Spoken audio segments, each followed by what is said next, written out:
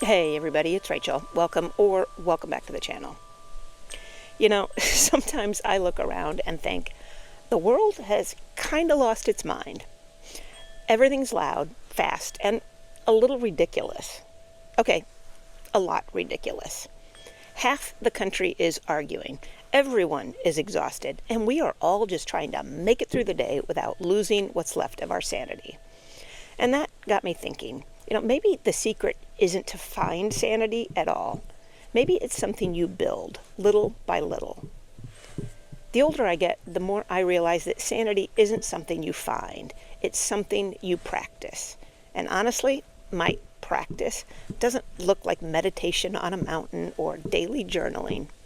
It looks like coffee, a dog who follows me everywhere, and the occasional Jeep drive with the doors off and music loud enough to drown out my own thoughts.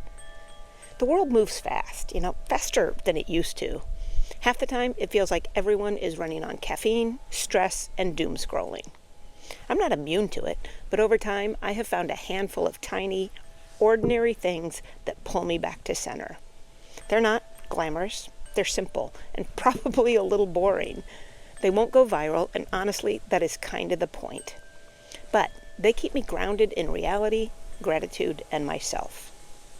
So let's just get started before my coffee gets cold. And speaking of coffee, that is number one on my list. For me, coffee is a tiny act of rebellion. Not because it wakes me up, though it does, but because it actually slows me down. It forces me to stop for just a few minutes. There is a Buddhist saying, when walking, walk. When drinking tea, drink tea. For me, it's when drinking coffee, drink coffee. That first cup isn't caffeine, it's ritual. The smell, the warmth, the sound of that pour. It's sensory mindfulness. It reminds me that peace doesn't have to look like meditation cushions or spa music. Sometimes it's just a hot mug in your hands and the moment where you're not solving anyone's problems. It's the one moment I'm not multitasking.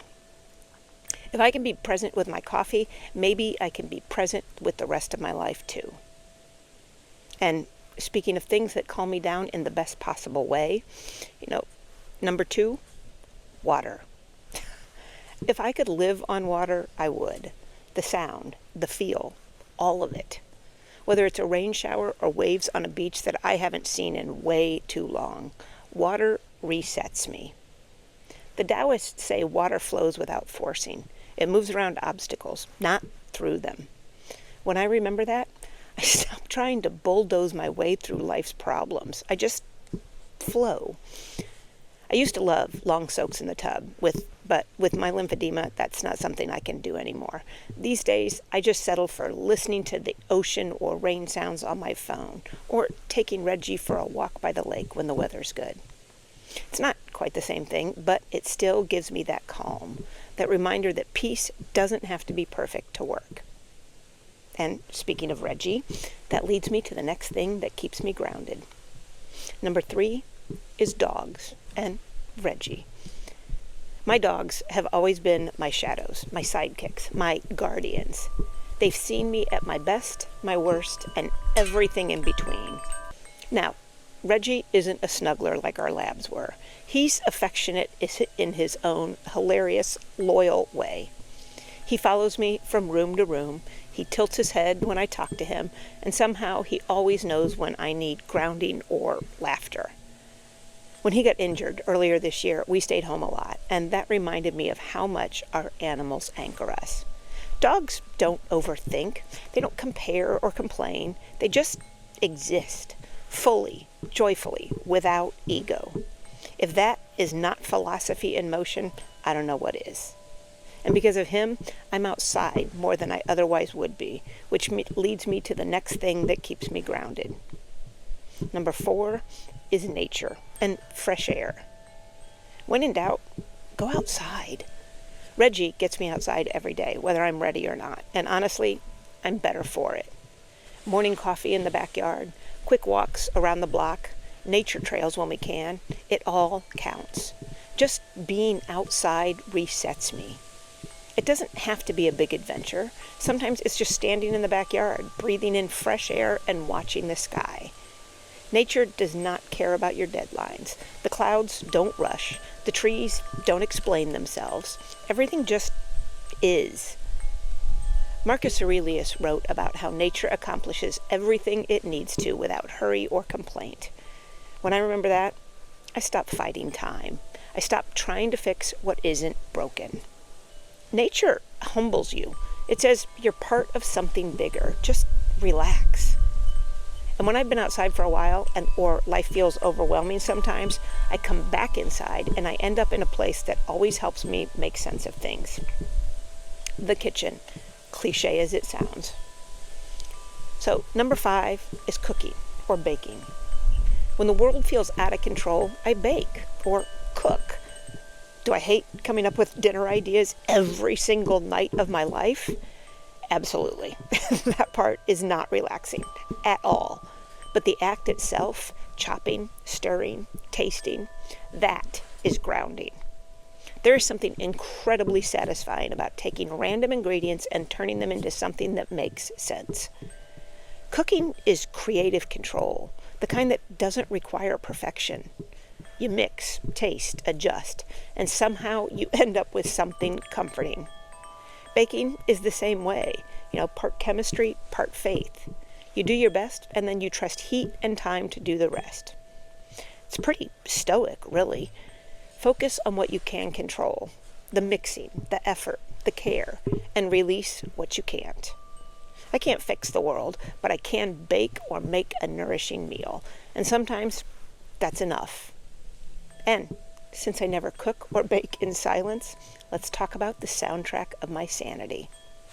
Number 6 is music.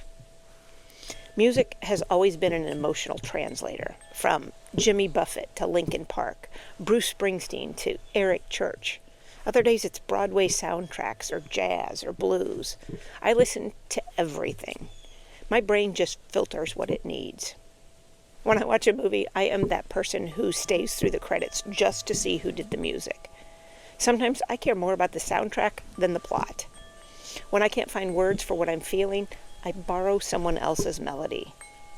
Songs tell stories. They explain what we can't always say out loud. Sometimes they shift your mood. Sometimes they hold it still.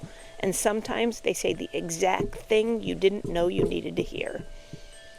Music reminds me that even in chaos, there's rhythm. Even in noise, there's pattern. It connects memory, emotion, and presence in a way that nothing else does. Philosophically, I think of it as balance, another very stoic idea. You can't control the notes life throws at you, but you can decide how to arrange them. So I sing, badly, loudly, and often while driving. And speaking of driving, number 7 is my moving meditation. I have loved driving since I got my license. Not the destination, just the driving. There's something freeing about it. Now, in my Jeep, top off, doors off, wind whipping through, music loud enough to drown out the nonsense, driving is therapy for me. It's movement without pressure, solitude without loneliness. Even when I couldn't go far this summer because of Reggie's injury and recovery, just going for a drive reminded me who I am. Someone who needs motion, open air, and a little freedom to think. The Stoics talked about flowing with nature, and the Taoists called it wu wei, effortless action. That's what driving feels like to me. No force, no expectation, just movement. Now, before I go further, I know the world is a mess right now. This country's a dumpster fire half the time. The world's a full-on shit show, and people are tired of being told to just manifest or think positive. I get it, totally. That's not what I'm doing here. When I talk about gratitude or small joys, I'm not saying pretend everything's fine. I'm saying, yeah, life's hard. It's unfair, exhausting, and weird. But these little grounding things, the smell of coffee, a walk outside, a dog who makes you laugh, they don't erase the chaos. They just remind me there's still something good in spite of it. That is not toxic positivity. It's realism with a little hope attached. And honestly, that's the only kind that works anymore.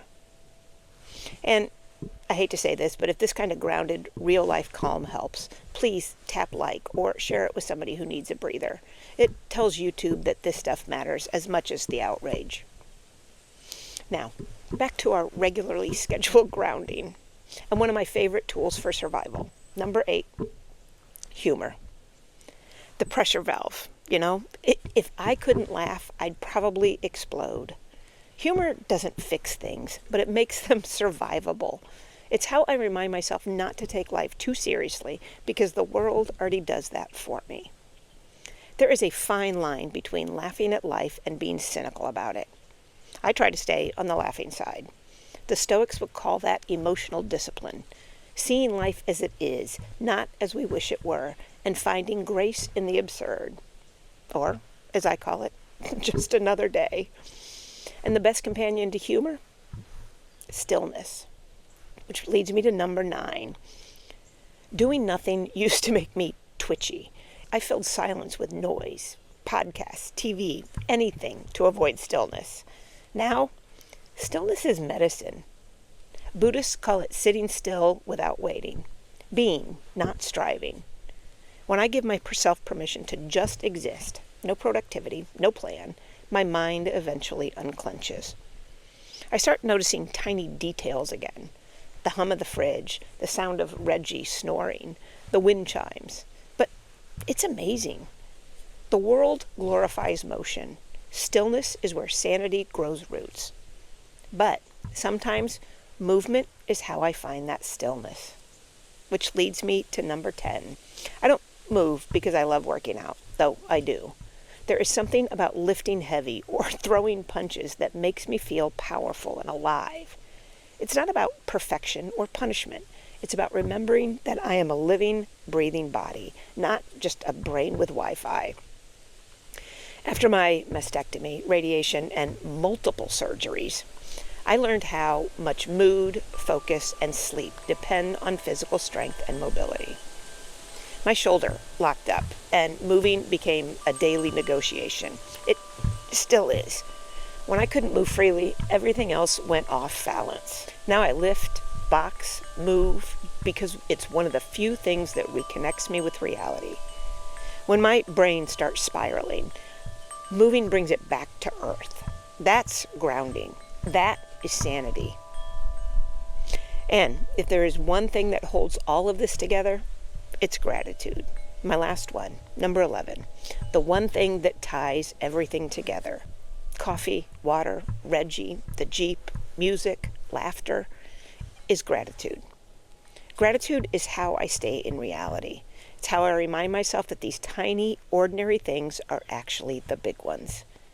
It is easy to lose sight of what's good when the world feels chaotic, but gratitude is what shifts the focus back, from what's wrong to what's real. The older I get, the more I realize that gratitude and sanity are basically the same practice. Noticing what's working, what's not, what's beautiful, what's still worth showing up for. Gratitude does not mean pretending everything's fine. It means remembering that something still is. And that's usually enough. So the older I get, the more I see that peace doesn't come from fixing everything. It comes from paying attention to what's already right. The tiny things aren't small at all. They're the anchors, the reminders, the proof that you're still here, still grounded, and still human. So, if the world feels like it's spinning too fast, you don't have to match its speed. Slow down. Notice something real. The smell of coffee, the wag of a tail, the sound of rain. Because these moments, the quiet, ordinary ones, are what keep us from drifting away. Tell me what your tiny moments are, because I have no doubt that you have got them, even if you don't realize it. Thanks for watching. As always, take care of you, and I will see you the next time. Bye-bye.